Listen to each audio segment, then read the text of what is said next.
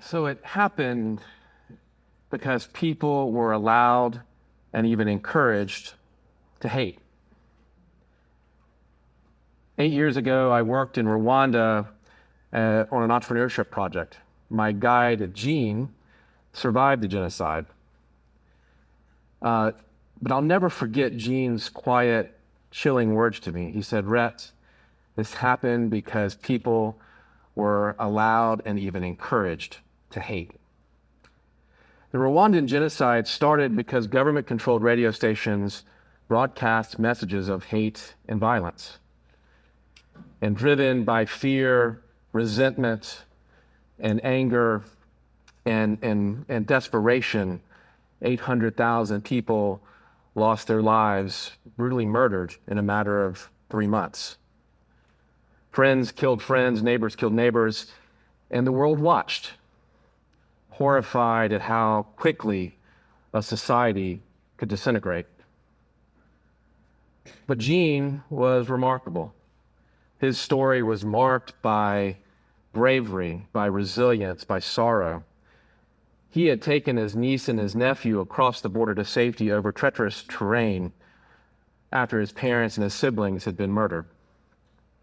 He and I visited chilling memorials, underground mass graves, and a church where 20,000 people had been slaughtered with bullets and machetes and grenades.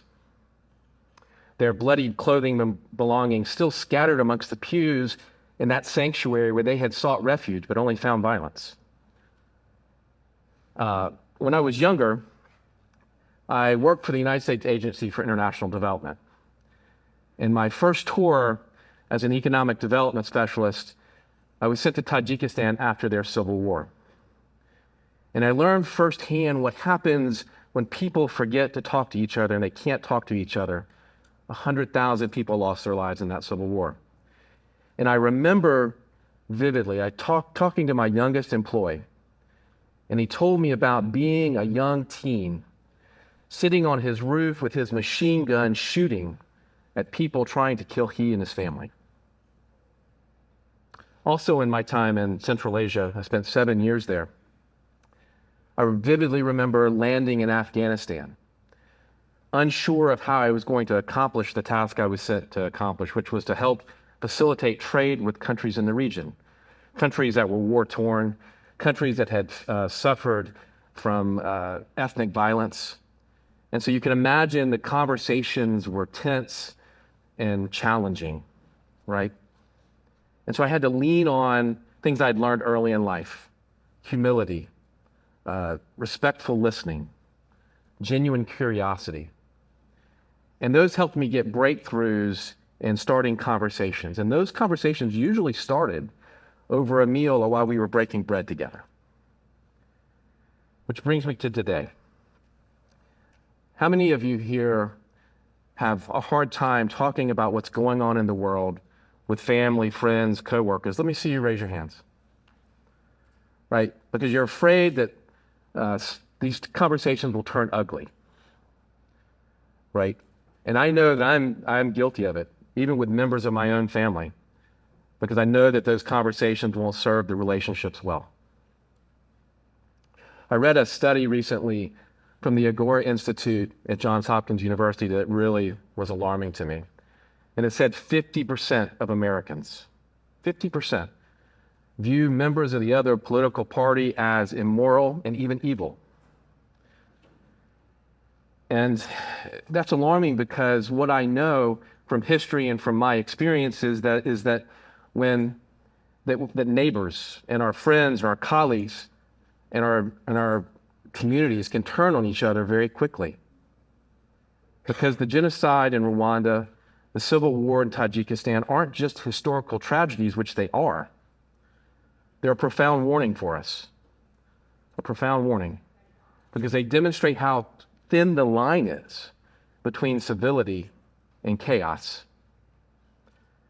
And one of the lessons I learned in those jobs is that when there's a loss of dignity and humanity, the absolute worst can happen, and it can happen easily. But I do think that there is a way, a different way. And I think there's a way, a different path. Plato once said, he said, the highest form of knowledge is empathy, because it requires us to suspend our egos and live in another's world. And so that makes me happy that someone else believes that not only empathy and genuine conversation matter deeply, but that makes me really happy. And so with that ancient wisdom, I think that shows us a way to seeing each other's humanity. Now, the path, that path is not to see each other as immoral. I think the path is finding a way to see each other's humanity. And I think we have to start by recapturing and refinding a way to have respectful dialogue.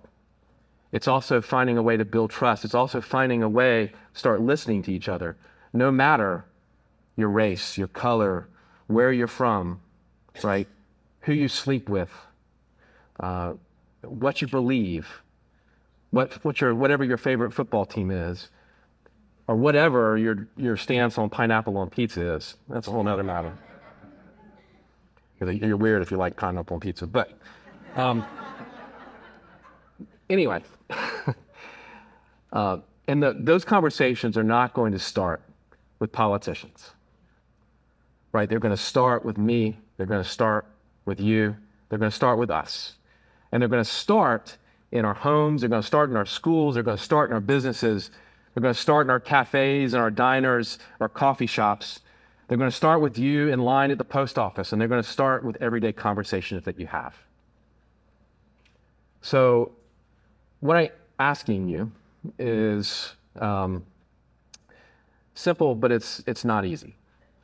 And it's called the Common Ground Project. What I'm asking you to do is host restorative dialogues and support restorative dialogues in your community. And what that means is I'm asking you to host meals, dinners, coffees with people who disagree with you, right? Who disagree with you. Now, in these dinners or these meals, what I'm asking you to do is to do it from a place of genuine curiosity, do it from a place of mutual respect, do it from a place where people feel safe to share their opinions. The point of these dinners is not to change minds, but the point is to change hearts and to see each other with a little more humanity, build a little more common ground.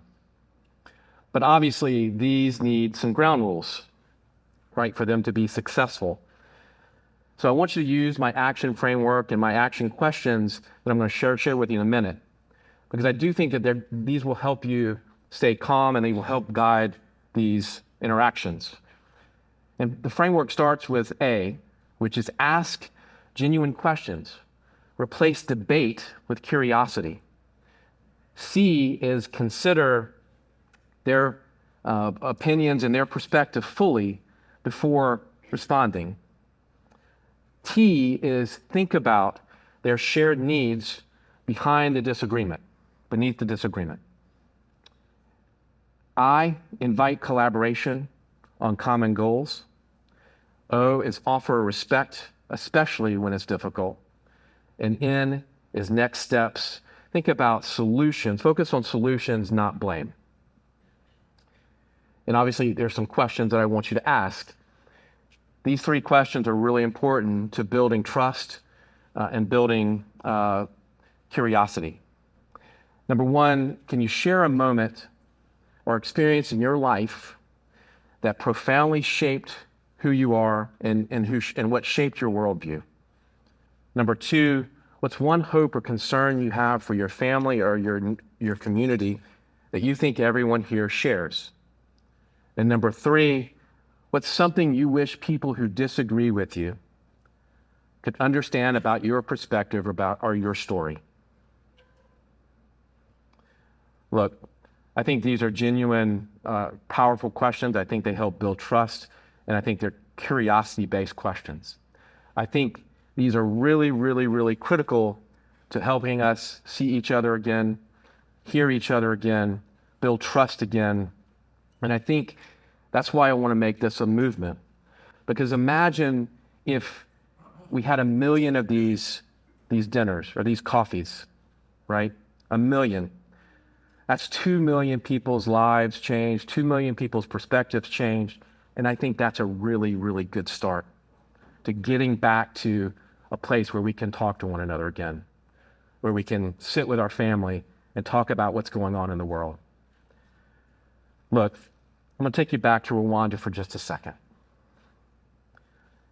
We can't continue going down this path of division. We can't continue going down this path of hate.